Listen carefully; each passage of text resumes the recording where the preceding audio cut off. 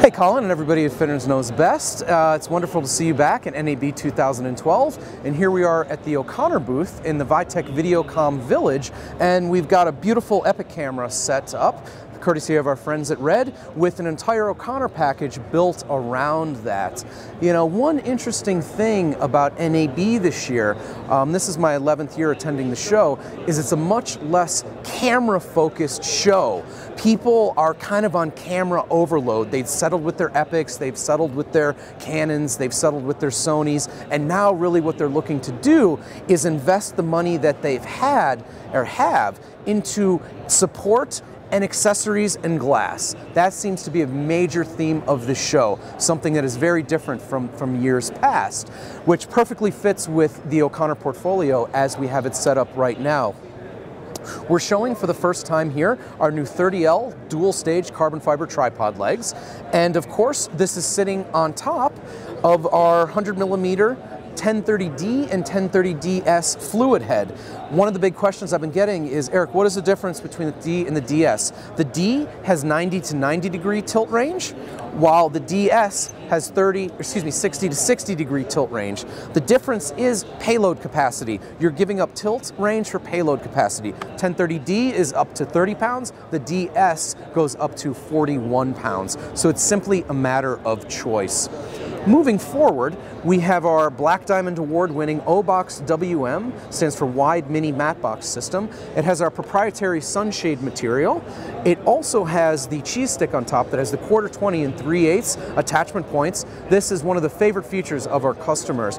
It's actually integrating the matte box as part of the camera build rather than just light control and light filtration. It's become an integral part of the accessorization. There are so many things such as a cine tape measure, an on-camera light, anything that you can possibly think of, that rather than being supported by a traditional cage or supported from the rods, is now coming off of this cheese stick.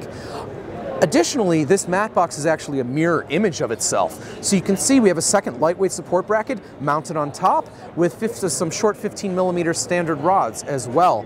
This allows for the mounting of camera accessories above the lens, which is another trend that is growing in popularity, especially with the Red users out there that are always sort of on the cusp of the next technological breakthrough and the next new way, better way of doing things. Some interesting things about the matte box.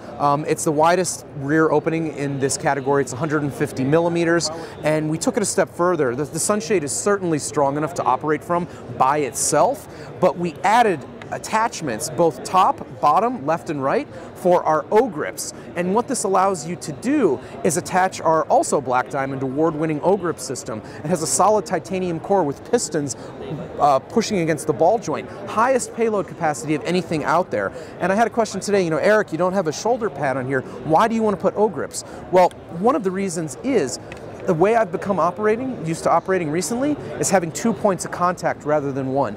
This gives me a much greater level of control over my camera than I would have simply just going from the pan bar. It just really gives me full connection to the camera. It's really much more of an intimate experience, I guess you could also say.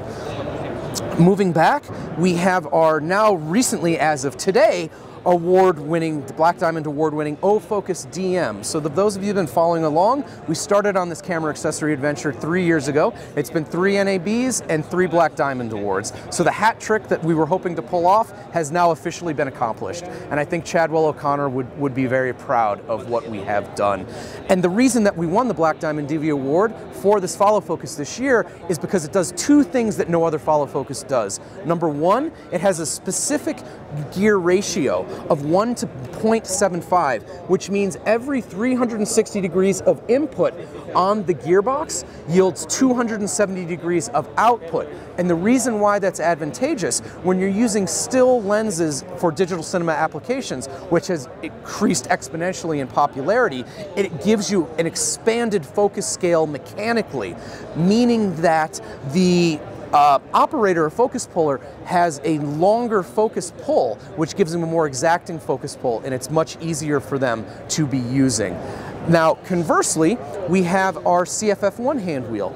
The internal ratio of this was 1:184. We do the math to multiply it by the 0.75. This gives you a 1:1.4, which is more closely associated with cinema lenses. So what we have done is created a follow focus that's optimized for both cine and still lenses. There is no need to buy 2 units. You simply swap out the hand wheel to get to the ratio that you find most advantageous. I can simply explain that by doing this. With the studio hand wheel and a lens such as a Red Pro Prime here that has roughly 270 degrees of rotation, 1, 2, I can get from end to end. Conversely, which is exactly where I want to be. Conversely, if I go to end on this hand wheel, 1, 2, 3, 4, 5, and some change. That's exactly where I wanted to be with a still lens. It gives me an expanded focus pull because in some cases the rotation may be as short as 40 to 50 degrees. So that is why we have won the Black Diamond Award for this. It also comes in at a revolutionary price point. The street price for this, which includes the bridge, the lightweight support bracket, 1 knob, 5 driver gears, a 0.5 for Fuji ENG, a 0.6 for, 0.5 for Canon ENG, 0.6 for Fuji ENG, 2.8 gears for Cine pitch, which is a 35 tooth and a 43 tooth, and it also includes our new O-Focus friction driver, which mates to the rubber focus barrel of Canons such as any sort of still lens, but more specifically on the rig that we have back here, the Canon C300 in an L series. It works very well and it allows the mating of the follow focus to the rubber focus wheel of the lens without the need of a third-party zip gear. It's a more elegant solution and actually adds its own dampening for a very, very precise and smooth feeling focus pull. So, as you can see, here is our beautiful red Epic camera, and of course it's all powered by the Dionic HC battery from our sister company at Anton Bauer, supported by the Matrix plate. The QRC cable works for either Epic or Scarlett, and we've built a very good looking camera, but we've also built a very functional looking camera. And we want to thank everybody at FinnerKnowsBest for stopping by, taking the time to visit us on the NAB show floor, and I'd like to wish you all happy shooting and hope to see you soon.